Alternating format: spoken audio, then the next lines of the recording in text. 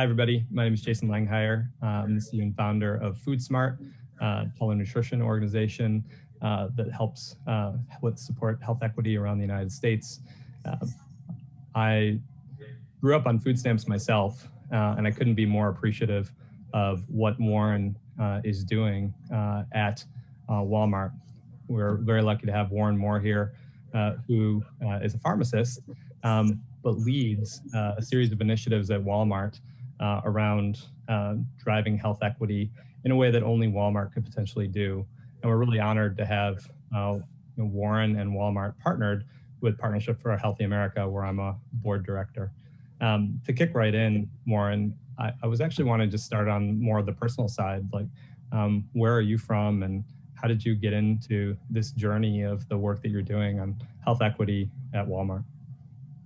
Hey, Jason, nice to be with you today, and thanks for the kind words. You know, we're at Walmart. We like to pride ourselves on getting things done, and so this is a complex issue that we're trying to take care of as we get into a talk around whether it's food security or nutrition security, and so we're trying to handle that complexity with the right speed in order to have the right impact.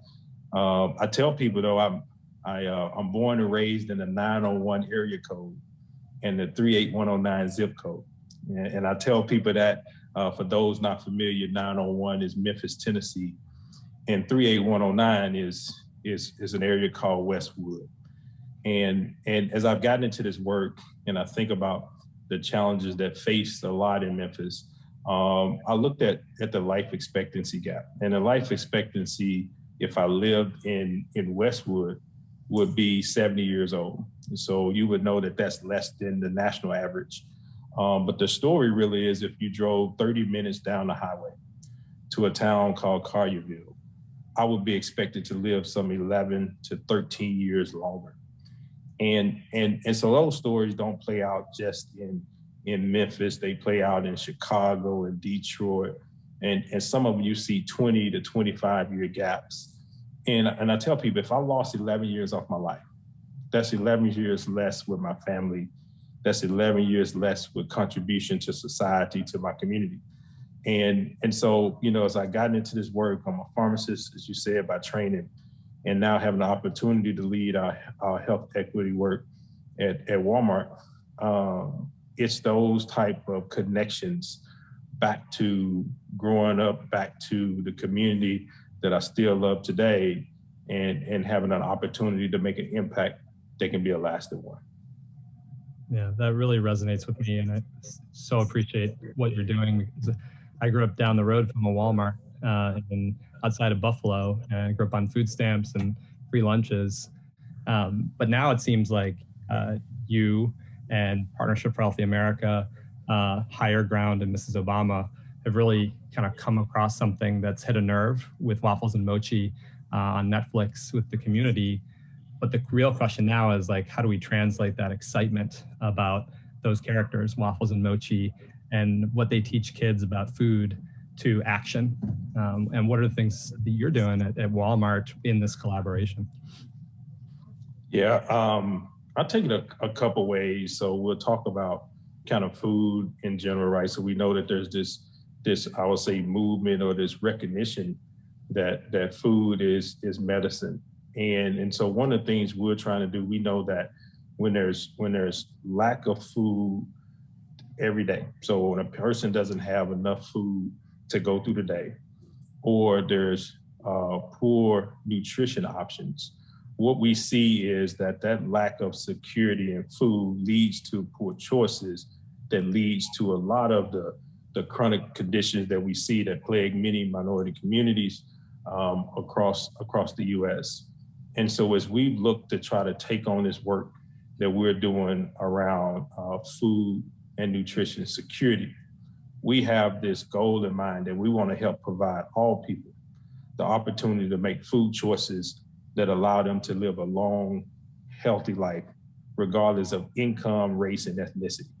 And so that's a big challenge. We know that there's an access challenge to that, where if you don't have access to fresh foods and vegetables, or you have access to too many unhealthy foods and vegetables.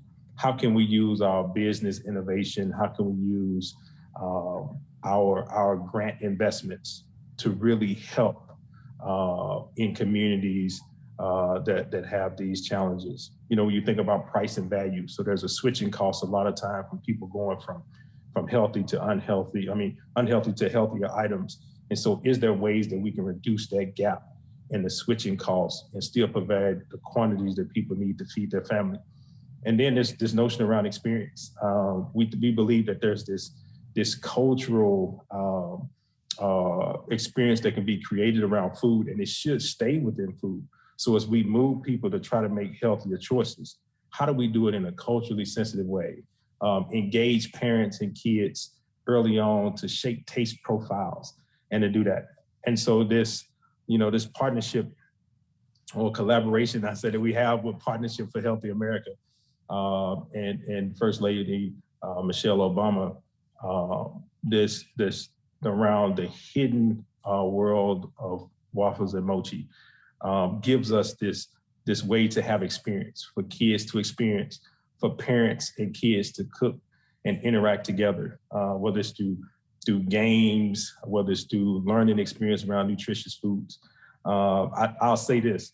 I think with this initiative, there are 3 F's, and follow me on this one, Jason. There's food, okay? There's fun, and then there's philanthropy. And I know that last one doesn't have an F in it, but I like to say that. So there's 3 F's though. We'll go with that for today. And so, with this, you can go onto the Walmart.com website. So Walmart.com/waffles and mochi. You can play games, you can watch clips from the shows, you can explore recipes, all centered around nutritious foods. And again, it's a great way for moms and dads, so parents and kids to learn to play and cook together, and then all while helping families in need. So it's a great initiative for sure. That's right on. It's really cool you guys are doing that. And I love the food, fun, philanthropy. I think at PHA, they spell everything with PH. So that's pretty awesome. Can you tell us a little bit more about the experience? And how do families and kids kind of give back through the hidden world of waffles and mochi?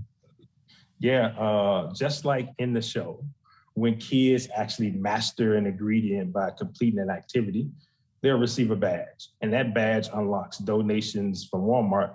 So kids can actually unlock up to $1 million from Walmart through the end of May. So kids get busy. And in addition, we're going to allow customers, when they check out, to be able to actually round up to the nearest dollar. And that money will also go to the Pass the Love campaign through May 31st. So a couple ways to give back. Again, you can get, it's fun, it's engaging.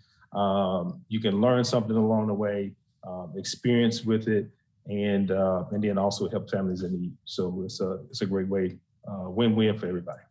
As a PHA board member, I can't thank you enough. I want to thank you again. Are there any closing thoughts you want to share with the audience here today about all the work that's happening and about the hidden world? I think just, again, excited about what it can bring to bring families together, moms and dad, kids, around the table, doing things that could be sustainable and having a healthy life outside of the healthier options. And then just really excited this month of May. Let's unlock some badges. Let's make sure we round up at the registers, and let's help families in need. Thank you, Warren. Can't thank you and Walmart enough for your partnership with PHA. Everyone, please check out Waffles and Mochi. You'll love the show. And I'm going to pass it over to the Walmart team for a brief message about the hidden world of waffles and mochi. Thanks, everybody.